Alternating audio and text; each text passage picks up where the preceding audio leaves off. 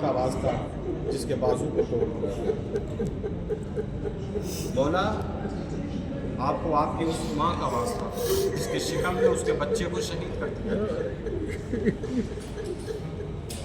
کتنی مصیبتیں تھیں میرے عزیزوں، ایک ایک مصیبت کے اوپر رونا آتا ہے۔ خون کے آنسو انسان روئے تو کم ہے، جو اس شہزادی کے اوپر گزری مدد۔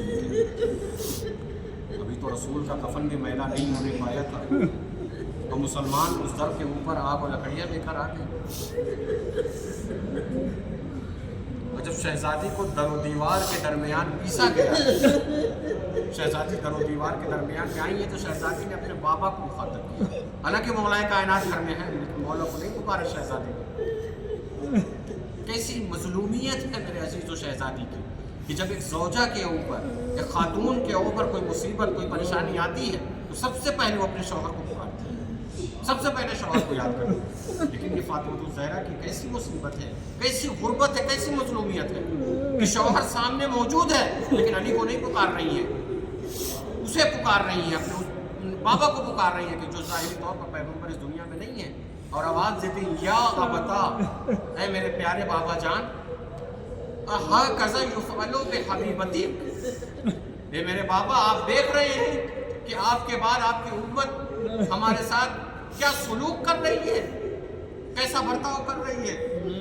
اور اس کے بعد جب بی بی گری ہے زمین کے اوپر تو آواز دی یا فضّۃ خذینی وإلیک شدّینی، اے فضّا آؤ مجھے سہارا دو، فضّا آؤ مجھے سہارا دو، میرا محسن میری شکم میں شہید کر دیا، میرے محسن کو میری شکم میں ظالموں نے دفن کر دیا، اے فضّا میری کوکھ کو ظالموں نے میرے بچے کی قبر بنا دی۔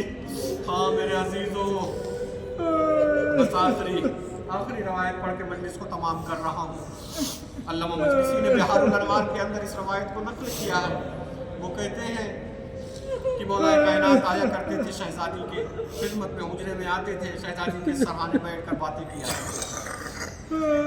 ایک دن مولا گھر میں داخل ہوئے، شہزادی کی آنکھیں بند تھیں، اور سرحانے آ کر مولا بیٹھ گئے۔ شہزادی کو جیسے ہی محسوس ہوا تو علی آئے ہیں، آنکھیں کھول دی شہزادی۔ آپ فاطمہ الزہرا کی غربت کو ملاحظہ کیجیے، کیسی مظلومیت، کیسی غربت تھی شہزادی کی۔ جیسے محسوس کیا علی آئے ہیں، ابو الحسن آ گئے ہیں، تو آنکھوں کو کھول دیا، اور شہزادی نے رو کر ایک جملہ فرمایا، کہا ابو الحسن میں آپ کی کنیز، میں آپ کی زوجہ، میں آپ کے احترام میں اٹھنا تو چاہتی ہوں لیکن اٹھ نہیں سکتی، اٹھنا تو چاہتی ہوں مگر اٹھ نہیں سکتی ہوں۔ اور یہ کہہ کہ شہزادی زار و قطار رونے لگی۔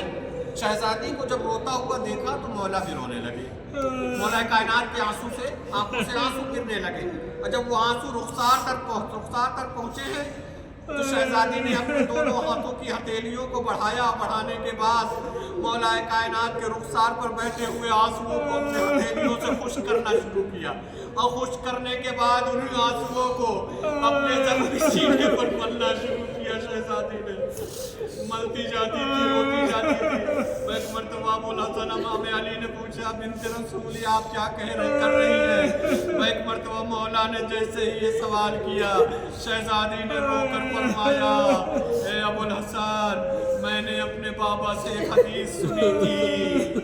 امام نے فرمایا کون سی حدیث؟ کہا میرے بابا فرمایا کرتے تھے کہ مظلوم کی آنکھ سے نکلا ہوا آنسو زخمی کلیجے کے لیے مرہم ہوتا ہے۔ اے علی جب سے میں در و دیوار